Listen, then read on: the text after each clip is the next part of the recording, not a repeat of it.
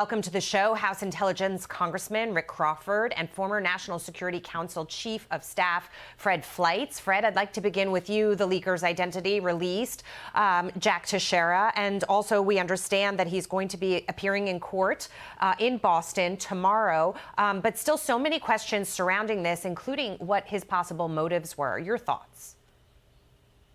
Well, this 21-year-old National Guardsman had access to what is called the Joint Chiefs of Staff J2 intelligence summary. 5,000 people in the U.S. government have access to that. And I believe, based on what I've heard in the media, he also had access to something called Intel Link, something that up to 100,000 people in government have. And the big problem I see here is too many people have access to intelligence that's very sensitive that they don't need. And this is something Congress and the administration has to get after on. I mean, it's not to excuse what happened with this National Guardsman, but we have to safeguard sources and methods and not share information, sensitive information, with people who don't have a need to know. Yeah, I think you bring up a lot of great points there. And Congressman, I'll come to you on this because President Biden has been questioned about this. He doesn't seem to be that worried about what's going on here, what the consequences should be. As a matter of fact, he said, quote, "I am not concerned." Many people feel that's not an appropriate response. Many people feel that this should be switched to that military justice system and treated as espionage or treason.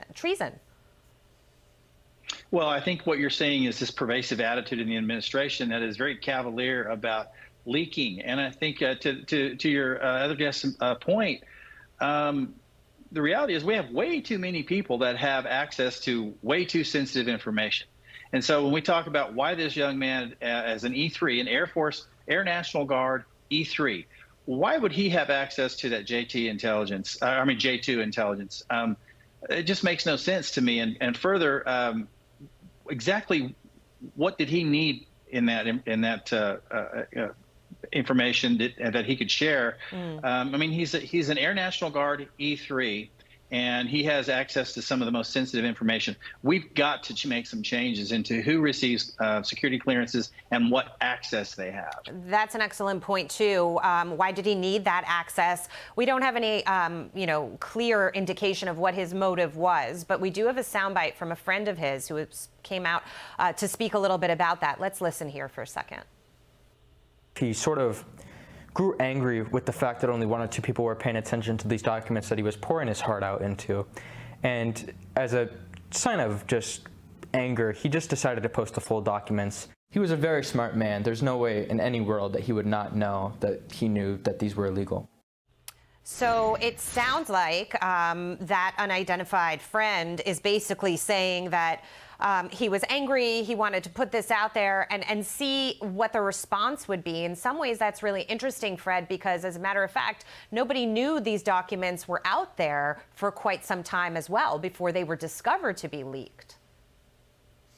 That's right. He was accessing these documents that he didn't have a need to access, and nothing was being done. I mean, he was a technician apparently working on classified systems at Fort Bragg, and there should have been some type of check to see why someone like this was constantly accessing such sensitive material. And I'll add another thing. One reason this is so bad is because our intelligence community keeps getting larger. We now have 18 intelligence agencies. Every time we add another one, we hire more people. Those people want access to classified information.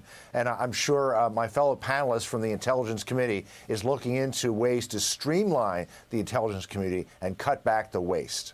And it's interesting when it comes to this issue of documents, Congressman, I'll come back to you. Obviously, we have the investigation into the classified documents that were found at Mar-a-Lago that the former president took with him when he departed the White House. There were documents found in President Biden's garage as well from some of his previous tenure. Having said that, there were some documents found strewn in the streets in Ireland where he was with, highly confidential information about his whereabouts as well. When it comes to this issue of documents, leaks, how we're taking care of our intelligence in this country, what can we do to bolster and strengthen the system? Well, we need to implement consequences, for mishandling. And the fact is that we have way too many people with way too much access, and we've probably overclassified a lot of things as well. So we need to revisit the classification process, who has access and why, and not just open this up as was indicated. We have 18 members of the intelligence community now, 18 agencies, and they all want this information because I guess it's kind of cool to have it. But as the friend indicated, he knew what he was doing. He had access to some pretty important information. And my question is, was he motivated because he's trying to make himself sort of an Edward Snowden type hero figure among some select group of people that he shared this information on this portal with?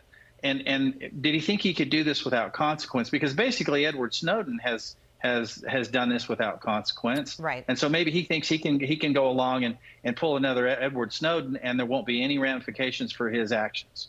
Gentlemen, this is a developing story, and we're going to follow it in the days to come. We thank you so much for your time tonight. We will have you back again soon. Thank you.